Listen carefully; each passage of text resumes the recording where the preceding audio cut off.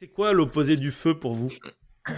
Si on était dans un système de magie, De magie, classique, ouais. je te La dirais, glace. Bah, ce serait l'eau. ce serait l'eau. Ah, je suis d'accord avec Jules, ce serait la glace. Aujourd'hui, on va Ah, parler mais d'eau. la glace est une forme d'eau. Eh oui, on va parler d'eau Ouais. et d'eau gelée aujourd'hui et de glace.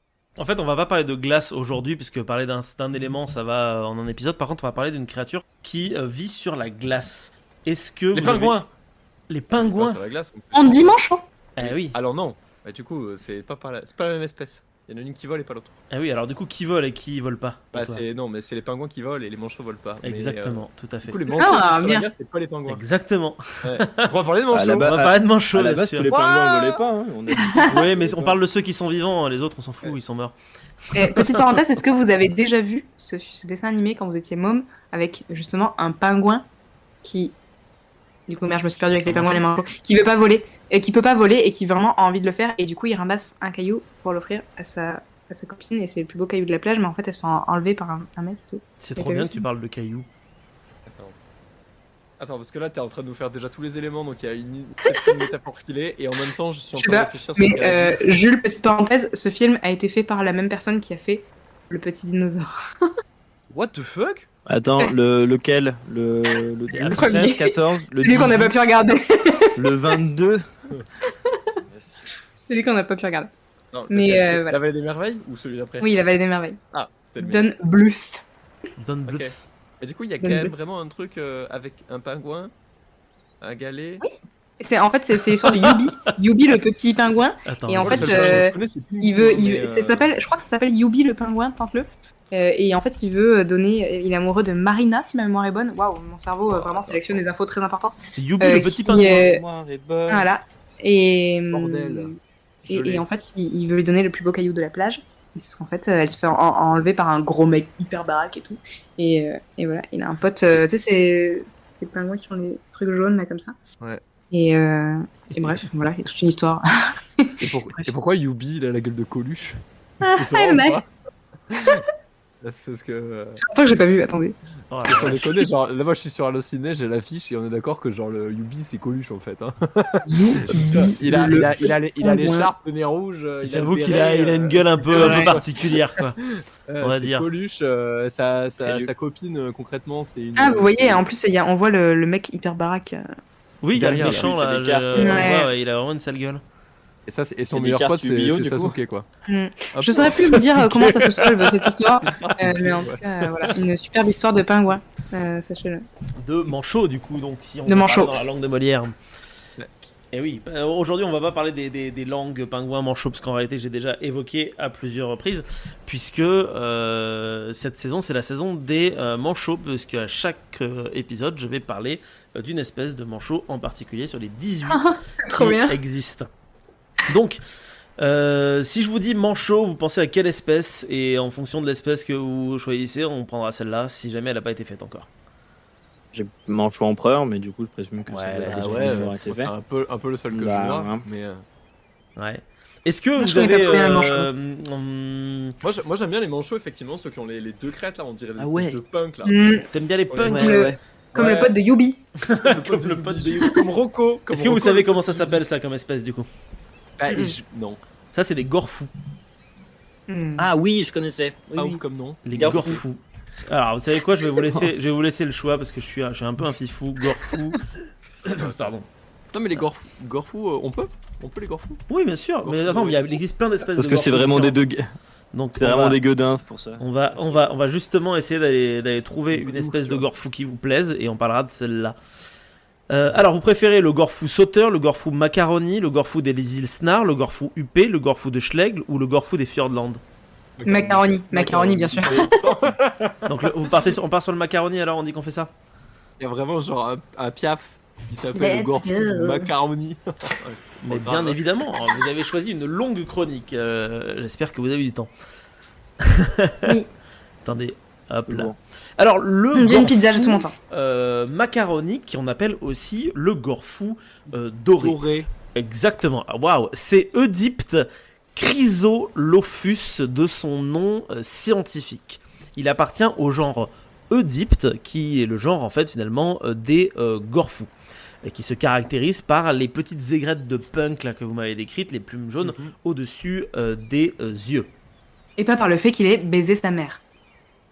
Oui. Non, pas du tout, en effet. En fait, ça vient du grec, par contre, effectivement, Oedipe, et ça veut dire bon plongeur. Donc, je sais pas s'il faut y voir une métaphore avec la mer, justement, dans les deux cas. Mais en tout cas, sachez-le. Que le gorfou macaroni se déplace dans l'eau à environ 7,5 km par heure en marsouinant. Le marsouinage, c'est quand vous faites des petits sauts comme ça, comme un marsouin finalement. Voilà. Il peut plonger jusqu'à 10-15 fois par heure pour se nourrir. Et les gorfous macaroni sont avec les gorfous de Schlegel, les seuls dont les aigrettes se rejoignent au niveau du front. En gros, il a un espèce de monosourcil.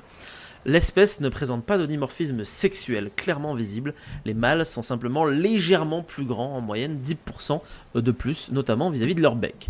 À ce propos d'ailleurs, le gorfou macaroni mesure une taille d'environ 70 cm. Il a un poids qui varie entre 2,4 et 3,6 grammes. Kilos, pardon, grammes, le truc il est ultra léger. Il a un bec de 5,5 cm et des ailes qui font quand même 17 cm. Donc il a des grandes ailes pour un corps qui est quand même relativement de taille moyenne. Pour vous donner un ordre de grandeur, parce que vous n'étiez pas là, le manchot empereur, lui, il fait entre 1m20 et 1m30. Voilà. C'est balèze, c'est quand même aussi grand qu'un enfant, quoi. Oui, et encore, vous connaissez pas le manchot préhistorique dont j'ai déjà parlé dans une autre chronique qui me faisait 1m70. Voilà. Ah, J'ai trop hâte d'écouter toutes ces chroniques sur les les manchots. Il pouvait arriver et te donner des bien. coups de bec comme ça dans la gueule et pour venger ses ancêtres. Ouais, tu pouvais faire un tête-tête avec les manchots. Le nom macaroni provient de leurs aigrettes qui ressemblent à un type de chapeau porté par les jeunes Anglais du XVIIIe siècle. Parmi le genre Oedipe, ce sont ceux vivant le plus proche de l'Antarctique, avec même une colonie sur la péninsule antarctique. Vous pouvez aller voir une carte de l'Antarctique si vous voulez. La péninsule, c'est l'espèce de petite crotte là, qui sort d'un des côtés de l'Antarctique. Ils forment des colonies sur les hauteurs des côtes, nécessitant souvent de marcher plusieurs centaines de mètres depuis la mer et sur de fortes pentes. Ils passent 75% de leur temps en mer. Ils ont la tête noire, 2 aigrettes jaunes et touffues, donc, comme on le disait, le dos noir, la face intérieure des ailes blanches, les pattes sont roses sur le dessus et noires en dessous. Les ados sont plus petits avec un menton et une gorge grise, des aigrettes un peu plus pâles et plus courtes que les adultes, alors que les poussins, quant à eux, ont la tête et le dos recouverts d'un duvet gris-marron, si c'est pas mignon. Les faces intérieures des ailes... Non, c'est pas mignon. Non, pas du tout. En fait, on a choisi le manchot, genre probablement le moins swag de la Terre. Mais vraiment, genre, il a un double menton, il est gras sous les ailes. Genre, il a choisi un monosourcil, punk anglais obèse, en fait. Mais ouais, mais c'est exactement. Non, mais je crois que je l'aime encore mieux, du coup. Je l'aime vraiment encore plus. Du coup, genre, on peut pas dire qu'il est classe, quoi. Mais par contre, je l'aime trop, quoi. Bah, c'est le vôtre Voilà. maintenant. C'est le vôtre. Complètement. Classe, mais il est trop bien, quoi. Animal totem général. Ah, t'es ouf. Les faces intérieures des ailes sont recouvertes d'un duvet blanc chez les poussins. Alors, comment ça fonctionne ? Les colonies de nids peuvent être grandes et denses sur les côtes rocheuses ou des falaises jusqu'à des centaines de milliers d'individus. Dans les grandes colonies, il existe des routes d'accès qui sont tracées à l'intérieur de celles-ci. La plupart sont du temps monospécifiques et il n'est pas rare d'y voir des gorfous sauteurs, d'autres types de gorfous qui vont eux s'établir sur des rochers très proches de l'eau. Donc en gros, vous avez plein d'espèces de gorfous qui cohabitent un petit peu dans tout ça. Les colonies sont souvent situées dans des zones dénudées, érodées, mais aussi dans des éboulis rocheux ou entre des petits morceaux de végétation. La pente du terrain peut être nulle ou alors très forte.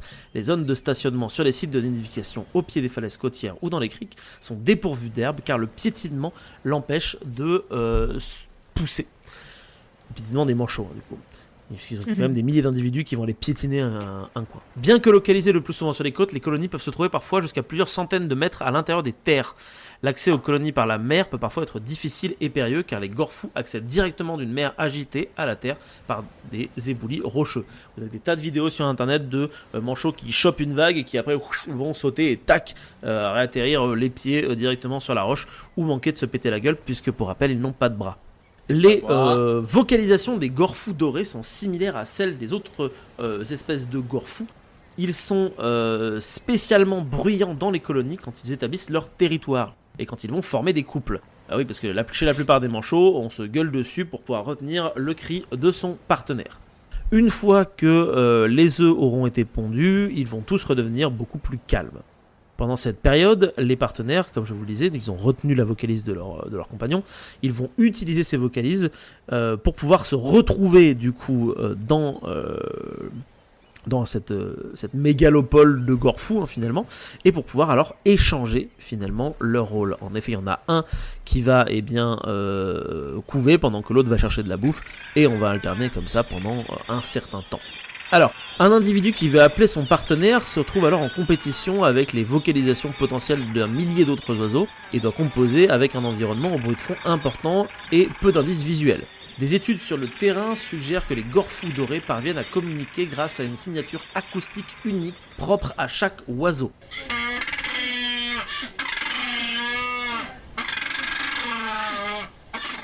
Les vocalisations enregistrées dans les colonies de Georgie du Sud ont un rythme plus rapide et une hauteur plus basse que celle des îles Kerguelen ou des îles Crozet.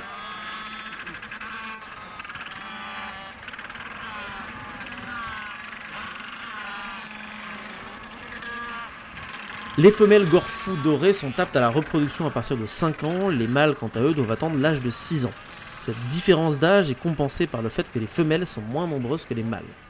Les mâles arrivent en premier dans la mégalopole de Gorfou, les femelles en second, et du coup c'est quand les femelles arrivent que la cour va commencer. Les mâles vont la faire pour attirer des partenaires et marquer leur territoire. Il peut parfois y avoir des combats assez violents entre les mâles pendant cette période. Les gorfous dorés défendent le territoire du nid en donnant des gros coups de bec et en mordant. C'est par exemple le cas des femelles incubantes contre des mâles célibataires qui les harcèlent. Parce que oui, du coup, les mâles manchots, quand ils n'ont pas de meuf, ils vont essayer d'aller en trouver qui sont déjà établis. Bouh les Il y a incels. des incels chez les gorfous aussi, ouais. Alors, il y a des incels gorfous, mais ils sont pas racistes, puisqu'ils partagent du territoire avec d'autres, donc prenez-en aussi de la graine. Et oui, Soyez de moins mauvais incels. soyez de moins mauvais incels. Par contre, je Oui, rebondis vas-y, également, vas-y. j'en profite. T'as dit que du coup, ils utilisaient des signatures vocales Tout à fait. uniques. Ce que je trouve Uniques. absolument incroyable, parce que forcément, concrètement, c'est comme si vous essayiez de retrouver votre moitié perdue dans la Paris Games Week ou dans le métro parisien. C'est exactement ça, et on n'y arriverait pas. Et ce serait très compliqué pour nous. Mais par contre, Manon avait dit dans son film là, qui avait l'air d'être totalement scientifique, que Les cailloux. le petit Yumbi il ramenait un petit caillou. Oui, et Oui, bah, c'est c'est parce que en fait, au moment où elle a parlé de ça, précisé, je pensais que j'allais faire la chronique que j'avais prévue, c'était sur les manchots d'Adélie qui eux s'offrent des cailloux Mmh. en cadeau. Donc du coup, Ok. comme vous êtes parti sur le gorfou macaroni parce que vous l'avez trouvé marrant, bah il y aura pas de cailloux. Eux, ils font juste que se gueuler dessus. D'accord. Oui, mais je veux un caillou. Ouais, mais du coup, c'est sympa. La Parce prochaine fois. Faudra revenir pour le manchot d'Adélie. que... Je serai là. mais du coup, ça veut dire que ah Oui. non, parce que du coup, c'est diamétralement opposé, parce que le manchot d'Adélie c'est totalement au sud. alors que c'est Manchot d'Adélie, totalement au ouais, il est full Antarctique, il vit en même temps que au même endroit que les manchots empereurs. nord. Mais ce Vous serait avez, trop vous marrant avez que d'ailleurs un tu super vois les documentaire sur les manchots d'Adélie, les deux sont c'est pas du tout le sujet mais j'en parle quand même, qui a été fait par Disney, qui allait filmer là-bas et qui a filmé les équipes scientifiques françaises sur place. Bon, eux ils en ont sorti un film à la con sur la vie d'un manchot d'Adélie qui trouve pas l'amour, mais en fait si vous regardez le making of vous avez plein d'informations sur l'espèce de Ok. manchot. Mais du coup, le film que tu regardais, Manon, il est pas du tout correct parce que le pote à Yumbi, Rocco, c'est un gorfou doré alors qu'ils vivent pas du tout au même endroit. C'est complètement. C'est complètement. Mais de je la pense qu'on peut appeler Don Bluth pour, Ouais, pour lui dire. C'est pour important. lui dire que c'est un connard. Ouais. Qui connaît pas la réalité historique de nos yeux. quoi. Il s'est pas bien renseigné. Il faudra qu'on re-regarde le petit dinosaure pour être sûr Ouais. qu'il était accurate aussi sur les Sur dinosaures. les dinosaures, bah ouais. Bah, je déjà, crois ils ont parce pas de qu'il y a quand même plumes. un stégosaure et il y a des. C'est pas clair, hein, parce que ça, on sait pas trop si ça se passe au Crétacé ou au Jurassique, le petit dinosaure. Pas hyper clair. Enfin bref. Ça se vérifie super facilement. Attendez, bougez pas. Hop. Hop là, tac tac tac, tu regardes son écran sur le côté. Hop, Ouais, alors, on va le laisser vérifier comme ça. vas-y, On poursuis. fait un poursuis. aparté dinosaure. Non, mais déjà, c'est Ça va être plus sûr difficile. parce que. Ah non, si, c'est facile, parce que dans le petit dinosaure, t'as un Triceratops, un. Bah, c'est forcément stégosaure. Jurassique. Ah non, le stégosaure, bah non. c'est- Non, Ah non, C'est stégosaure, Crétacé, pardon. Non, Il y a un stégosaure, T-Rex c'est aussi. c'est Stégosaure, Triceratops. c'est Jurassique. Oui, donc du Et coup, ça n'a aucun Triceratops, sens c'est à partir du moment où tu mets un T-Rex dans Et un truc le- qui se passe au et- Jurassique. Et petit pied, c'est un Diplodocus. Et Diplodocus, c'est Jurassique. Donc ça a rien à foutre là. Ça Triceratops, peut a être rien à foutre ici. un argentin. Sauf si en réalité Petit Dinosaure ne se passe pas à l'époque des dinosaures, mais sur Isla Sorna, Alors ça, effectivement, l'avenir ne nous le dit pas. Enfin, le passé. le passé.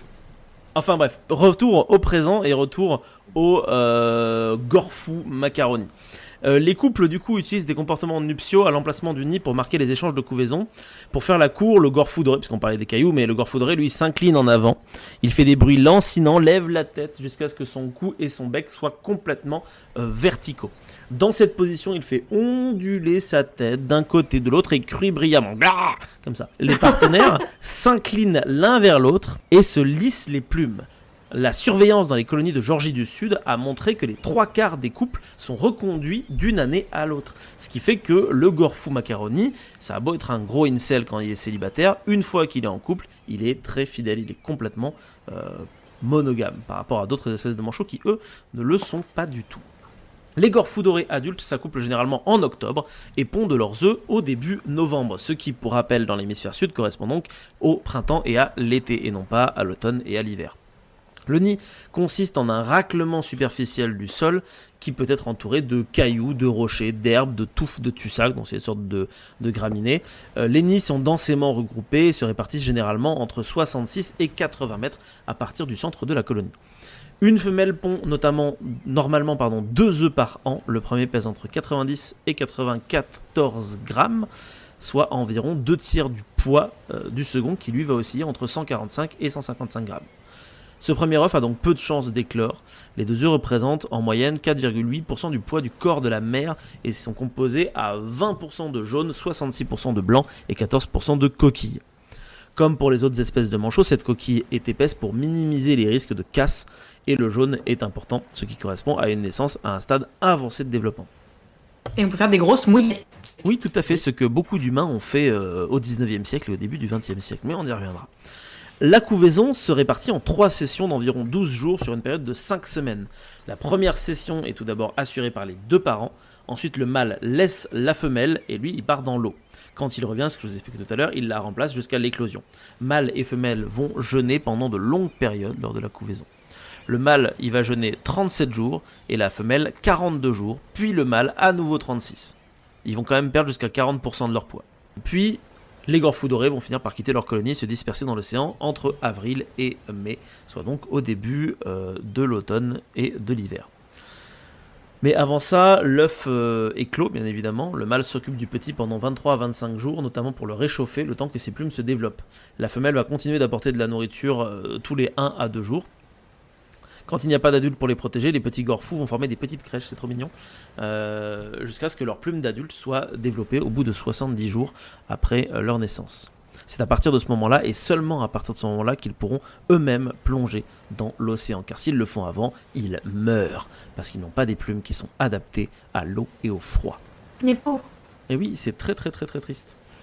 C'est très très très triste parce qu'en fait, quand un gorfou se jette dans l'eau, il est la proie de différentes créatures tels que les requins, les phoques à fourrure, les phoques léopards, mais quand ils sont sur terre, notamment pour les bébés ou les œufs, ils se font dévorer vivants par d'horribles pétrels géants et autres mouettes. D'ailleurs, soit en passant, dans chaque chronique, à chaque fois, il y a toujours une petite info sur un prédateur du manchot.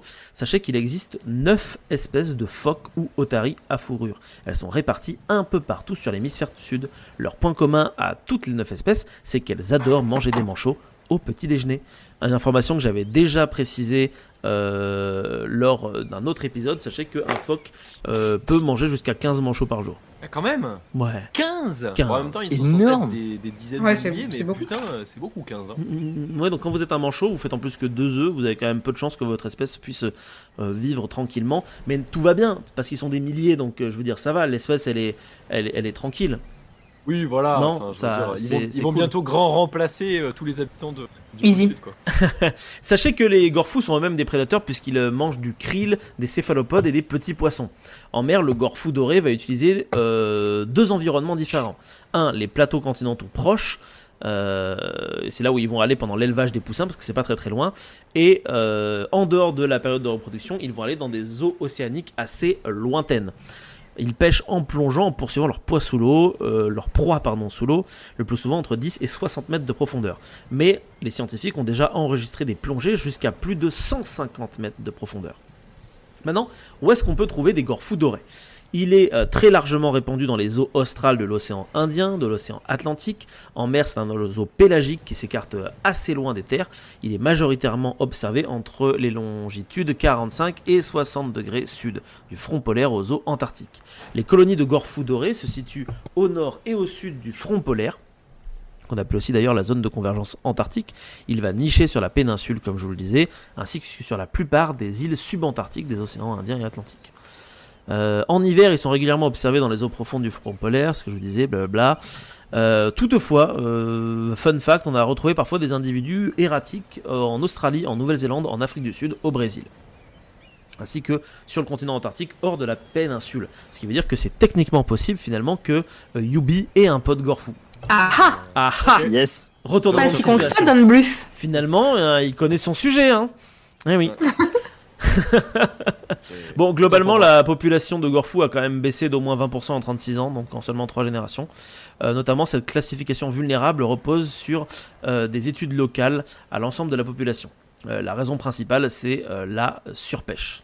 Alors, aujourd'hui, la population est estimée quand même à 9 millions de couples. Donc, sur les îles Crozet, il y a 1 million de couples. Sur les îles Heard et McDonald, il y a 1 million de couples aussi. Les îles Kerguelen, 1,8 million de couples. En Georgie du Sud, 2,5 millions de couples. Et on en trouve également sur des îles proches de l'Amérique, comme par exemple pas très loin des Terres du Feu, les îles Malouines et les îles Sandwich.